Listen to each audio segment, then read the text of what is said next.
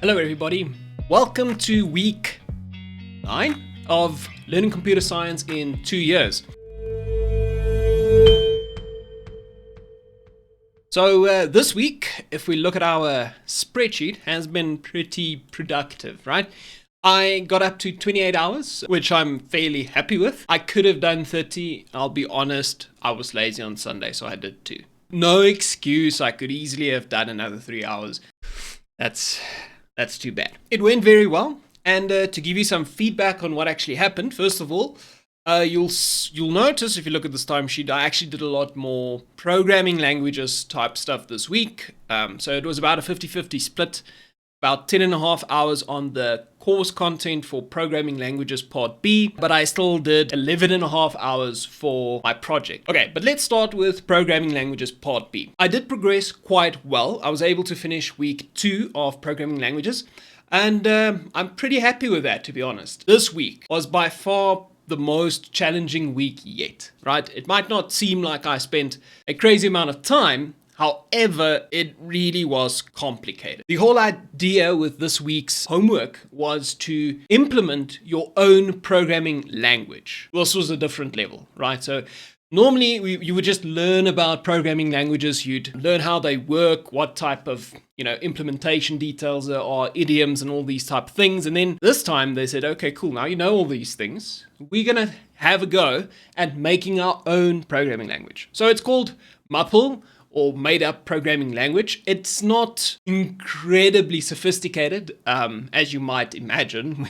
We didn't build the new Python, for instance. It was interesting, right? So you had to actually build the interpreter for this language using Racket. And then they had you execute a couple of functions and things like that, like you would normally. I remember we had to implement a version of map, for instance, which is a very common function that if you've been doing programming languages and even how to code, you would have seen that thing everywhere. I did it. I submitted the homework, and on my second attempt, I got it up to 100%. That's flippin' nice. Next week, I will probably be finishing with programming languages part B, if I'm honest. I still have the challenge problem to do for this homework set. And in the final week, there's only a couple of lectures and then a final quiz. So I don't believe it's going to take, forever to complete that. So probably, programming languages part B is coming to an end very soon. That's that for programming languages. Now let's talk about the project. So what actually happened this week with the project? So first of all, I spent a lot of time on Monday, and the main reason was that, after implementation on the Sunday, I went home and I was very chuffed, and then, not even a few hours, or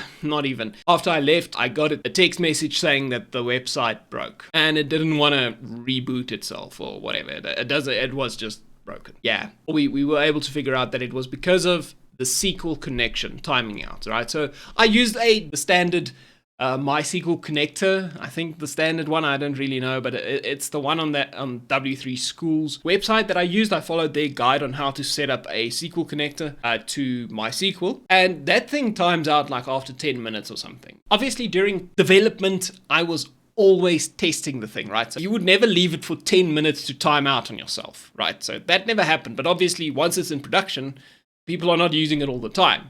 Once everybody went to bed, the thing breaks. So that's kind of dumb. What I did on Monday, then I actually spent the whole day just rebuilding everything, changing all the code from this MySQL connector that I was using to Flask SQL Alchemy, which is a much better way of connecting to a SQL database. I should have known this in retrospect. A lot of the tutorials and things I was watching, trying to figure out some other things, kept talking about this Flask SQL Alchemy thing, but I ignored it and I paid the price, because then on Monday I had to basically rebuild everything using that. Redeployed it though, and it works much better now. Then a little bit later the week, there were some bugs. Can't even remember what the bug was. There's so many bugs. It's not even funny. But then on Friday I had another big update. So this was actually a feature update where I wanted to give the admin user, the capability to update orders and potentially cancel orders as well, because a lot of the time, up to now, they could only receive an order and then confirm it. And then if somebody decided, it's cool, we don't want the the castle anymore, we were kind of stuck, right? So I had to build in that functionality into the admin page. So I made a little admin page and I made it possible for them to update and cancel order, as well as to make a little CSV file so that they can actually have a list of all the orders on a particular day.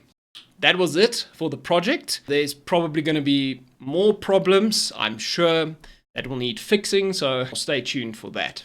Then on the calculus front, so calculus 1B integration, which I'm doing now. Look, it's very early still. There's not much to say. I did manage to finish the section on the mean value theorem at least. So I do know what that is now, thank goodness. And I could probably do the exam I was trying to do at the end of 1A much more convincingly. However, so I did that, and yeah, I don't really know how it's going or how good I'm doing at this stage. It seems to be progressing fairly well though, kind of like how it was in the start of 1A. You also had to do a assessment at the start of Calculus 1B to determine, what level you are at, and I don't even think I attempted the section where they tested your integration skills. Just reading through those questions, I already knew, the writing was on the wall. It was not going to go well. I needed to restudy integration before I could really do anything there, because that topic it's a bit more difficult than differentiation in my opinion. But anyway, guys, I think that's it for this week. Thank you so much for tuning in, following these updates. If you liked the video, please click on that button. If you are interested in more updates of this nature and potentially some other nature in the future, please consider subscribing. I'll see you in the next one. Cheers.